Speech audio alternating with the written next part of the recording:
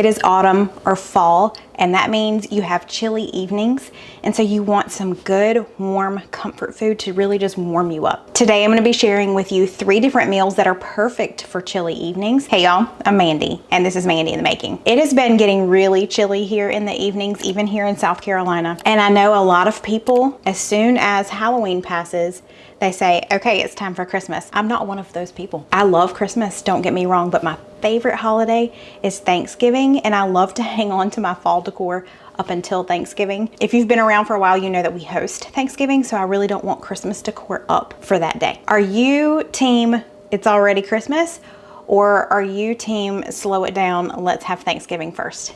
Let me know. So let's jump into 3 different recipes that you're gonna love to warm you up, whether it's Christmas time in your house or if it's still the fall.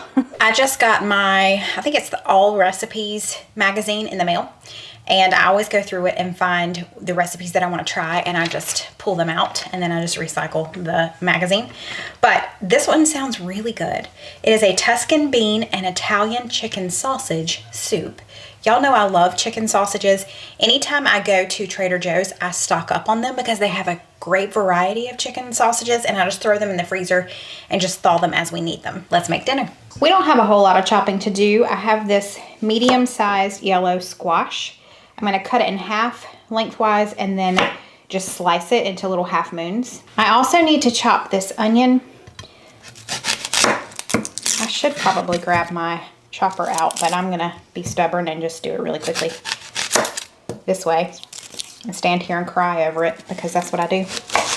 And lastly, we have this spicy Italian chicken sausage. The recipe just calls for Italian chicken sausage links. You know, we love spicy, so just use whatever you want. This is 12 ounces. I'm just going to chop these into smaller pieces. Okay, so I've got this large soup pot here. I'm heating it to medium-high heat. While it is coming up to temperature, I'm gonna add just a little bit of olive oil. You don't need a lot because there's gonna be some I don't wanna say grease, but some natural fat that comes out of the chicken sausage. So I'm gonna just add that in there and let that heat up. Okay, so we are going to throw our chicken sausage in along with our chopped onion. And we're just gonna saute this together for 5 to 7 minutes. I'll come over here and kind of stir it every couple of minutes. It's been about 6 minutes. We're gonna go ahead and move on to the next step because some of this is getting browned, which is exactly what we wanted, and our onions are really good and tender. Let's add in our squash next, as well as a little bit of garlic, maybe a couple of teaspoons or a tablespoon. And let's just cook that for like a minute. Why are you goofy? A big thank you to Caraway for sponsoring today's video. We've been using Caraway in our house for about a year now, and I have to tell you, I'm super impressed with how well the Caraway cookware and bakeware has held up. Caraway's cookware is non-toxic, but it is super non-stick. They use a chemical-free ceramic coating so that you have peace of mind that all of these toxins are not seeping into your food while you're cooking. From the moment you receive your Caraway, you can tell it is great quality just by picking it up and feeling the weight of it. You can just look at it and see that it is super nice and that it's gonna stand the test of time. And if you've looked at Caraway before, look again because they always have new products coming out. I was eyeing their stainless steel set that they just came out with, but I recently picked up their mini duo set, which is really nice because it is a smaller saucepan and a smaller saute pan, which is something I definitely needed. I use smaller saucepans all of the time, so now I feel like my Caraway cookware set is complete. It is that time of year. It's time to be thinking about gifting for the holidays, and I don't know of a home cook who wouldn't love one of these sets as a gift for the holidays. And not only does it cook the food evenly and quickly, and the food just comes out perfectly, but it's so easy to clean because it is non-stick. And Caraway provides you with a great organizational system, so you can stack these very easily and you aren't having to dig around for what you need. Right now, they are having the biggest sale of the year, and this exclusive deal won't last long. You'll want to shop early just in case things start to sell out. So you'll want to visit carawayhome.com/MandyNovember to take advantage of this limited time offer to get up to 20% off. This deal is exclusive to my audience, so be sure to click the link in the description box, go and check it out, and do all of your holiday shopping at a discount. That's carawayhome.com/MandyNovember. Okay, it's been another minute. We're gonna add in 32 ounces or an entire carton of chicken broth. We're also gonna be adding in 2 cans of cannellini beans that I have drained and rinsed, a can of diced tomatoes with Italian seasonings, 1/3 cup of dry red wine. You can leave that out if you want to. It adds a good level of flavor. And then we're also going to grind in a little bit of Italian herb seasoning. You just need like a teaspoon. Okay, we want this to come up to a boil. So I'm gonna let that do its thing because we do want to cook that alcohol out. Okay, this has come up to a boil. We're going to reduce the heat and just let this simmer for about 15 minutes. I'm also gonna be making some garlic toast tonight to go with dinner. So I've got this loaf of French bread. I'm gonna slice it up. I'm not going to do the entire thing. We'll have garlic toast a couple of nights this week. Okay, this has been simmering for about 15 minutes. Let's add in our baby spinach. I did remove most of the stems from mine, but you need about 4 cups of baby spinach. Obviously, it'll wilt down really nicely. I see a couple of stems that I missed.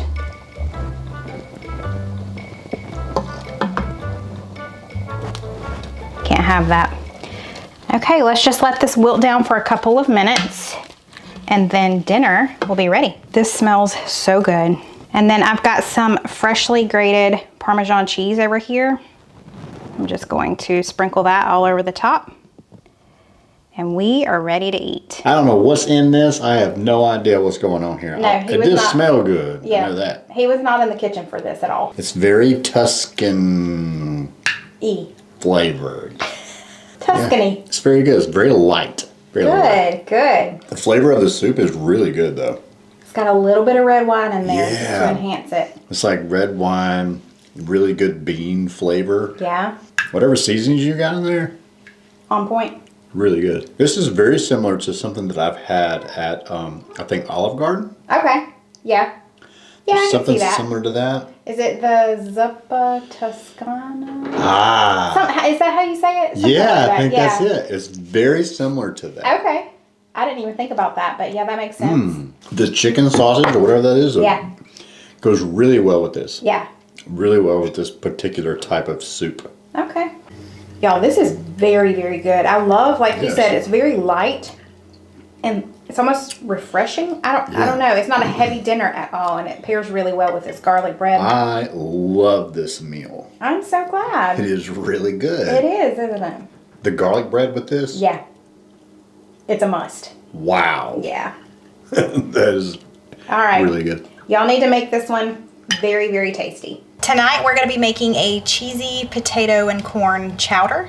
And then I'm gonna make Grandmom's cornbread. I've always got that linked below in the description box. I'm not gonna show how to make the cornbread today in this video, but if you're interested, it's linked below. To get started, I just need to thinly slice these celery stalks.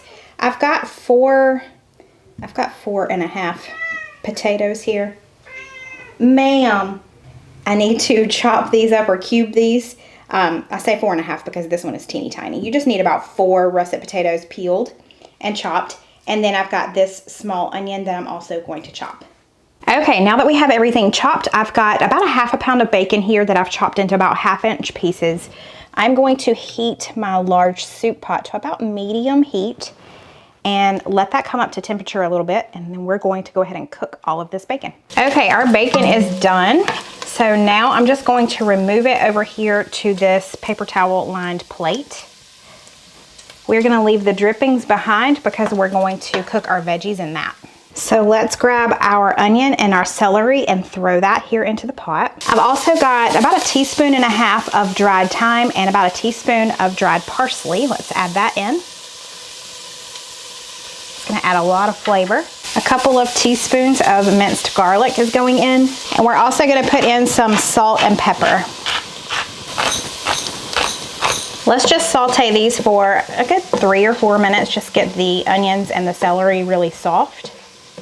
It already smells divine because it's cooked in that bacon grease and then it's got all those seasonings in there. Yes, please. So now what we're gonna do is add a little bit of flour. This is gonna help thicken the chowder. Let's add about about 1/3 cup, I guess. This is a 1/2 cup measure, so let's do about 1/3 cup of flour and just kind of stir that around, you know, and throw the flour everywhere because that's how you really cook right there. Are you really cooking if you don't just throw flour and salt and all the things all around the kitchen? Let's just cook this for like a minute just to get that kind of flour taste gone, and then we're gonna add in our chicken broth. We're gonna use this entire container of chicken broth. You need 4 cups. And we are just going to kind of slowly start pouring that in. I'm gonna stop and stir, and then I'll pour some more.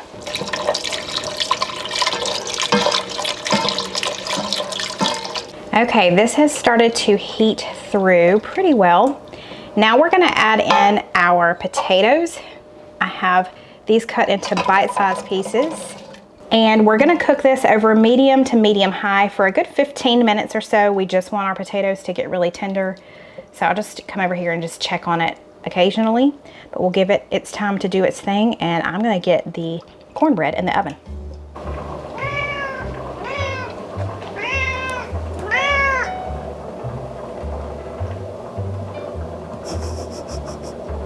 This has been simmering for about 15 minutes, so now let's add in some more stuff. I've got about a cup of corn. This is just frozen corn.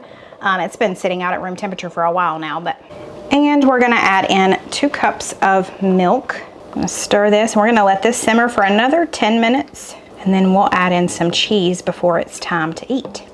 Just because I want it to be a little bit creamier, I'm gonna add in a heaping tablespoon of some sour cream too. And we're just gonna stir that in and combine it just because. It has been about 10 minutes. We have this beautifulness going on over here. I've got about a cup of cheese. You can use cheddar cheese if you want to, but I really love Colby Jack, so that's what we're using today. I already gave Gracie Lou some of hers. Ma'am. She's really hoping I forgot I gave her some already. Let's just add this in.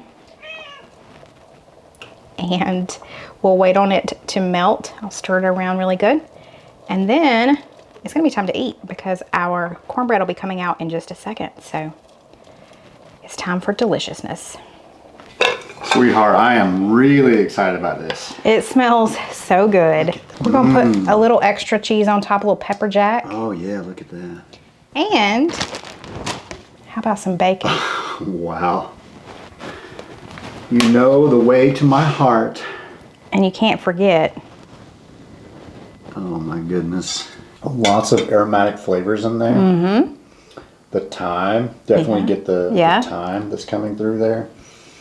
And then the creaminess of the stew with the potatoes. And it's all nice and warm. And then just a little something interesting with the corn there. Yeah. Like sweet and crunchy. Did you get you some bacon in there too?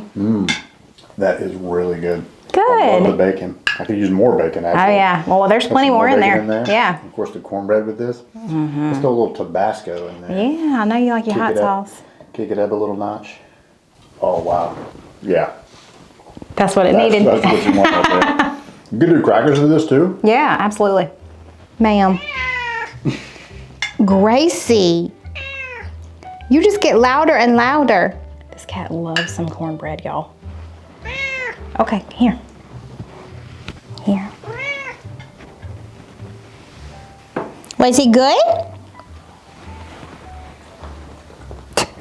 I love you. Y'all, it is so creamy. Man, this is delicious. I think I'm gonna throw a little bit of hot sauce in mine too, just because, but this is so good. Y'all have gotta try it. So this is called Southwest Shepherd's Pie. I love the idea of it. I think we're gonna enjoy this one. I haven't even opened the cheese. Say, but I know it's there, Mom. I'll give you some in just a minute. Okay, you got give me a minute. Okay.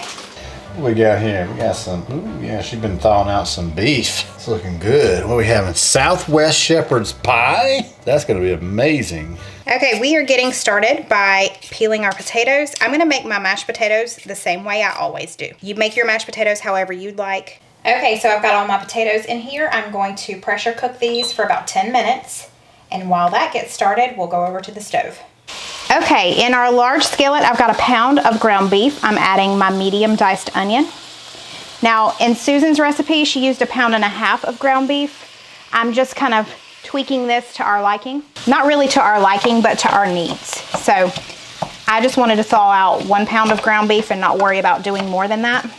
And I think that'll be plenty for the 3 of us anyway. We're gonna throw in some minced garlic because Stephen basically begged me to without begging me to. I would never do such a thing. No, never. Never. So now I'm just shredding some Monterey Jack cheese. You could definitely use pepper jack if you wanted to, or like a Mexican blend cheese. It's totally up to you.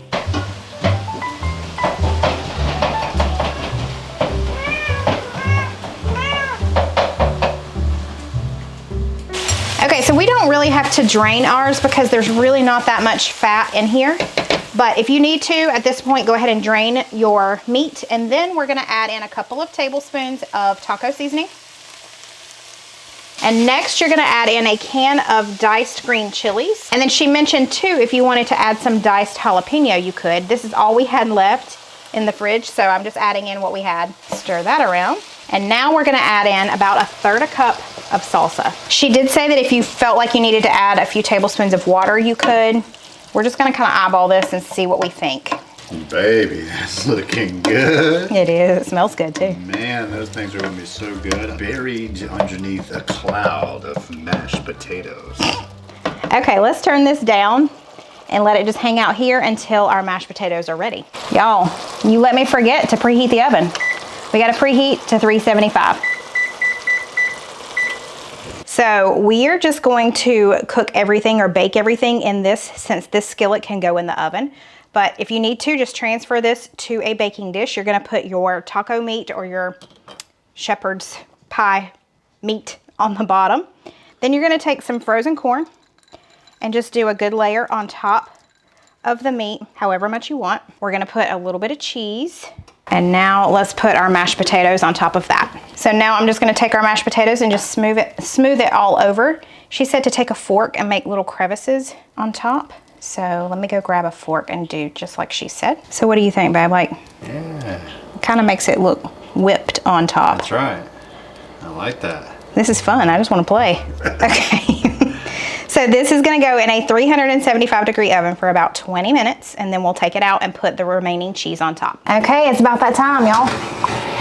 Look at that. Wow is right. Okay, let's put some cheese on top of it. Okay, that's gonna go back in for, I don't know, 3 minutes or so until it melts completely.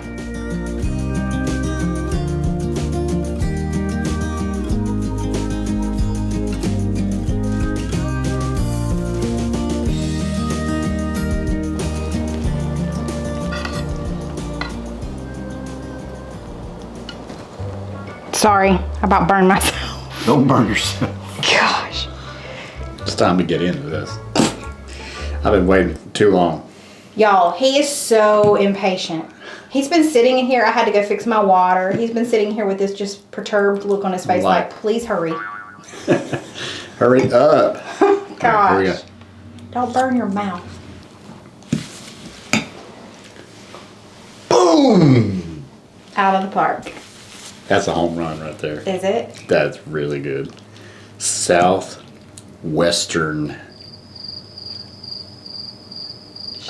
shepherd's pie. Had a brain king. It's so good you just forgot what it was. You got the spice of the salsa and the flavor of the salsa and everything that you put in there. And I did put some jalapenos in there. The taco seasoning, yes, it's definitely got the spice to it. Okay, for sure. Good. Definitely the southwestern vibe / Mexican vibe. Ridiculously good. I'm so happy. Okay, I'm gonna give it a try. I've got this one over here begging me for something. Stop! She's tapping me now, ma'am. Oh wow. Okay, he's almost done, and I hadn't even started. Okay, I'll be back. It is so good. I mean, it's hard not to be good when it's meat and taters. I mean, you know, but we just changed it up a little, and I love that. Stephen was saying the Monterey Jack cheese is very mild, so it's not an overpowering cheese flavor, which is actually really nice with this. So Tex-Mex tatties right here, baby. Tex-Mex tatties. Oh my. All right. Well, we give this 2 thumbs up.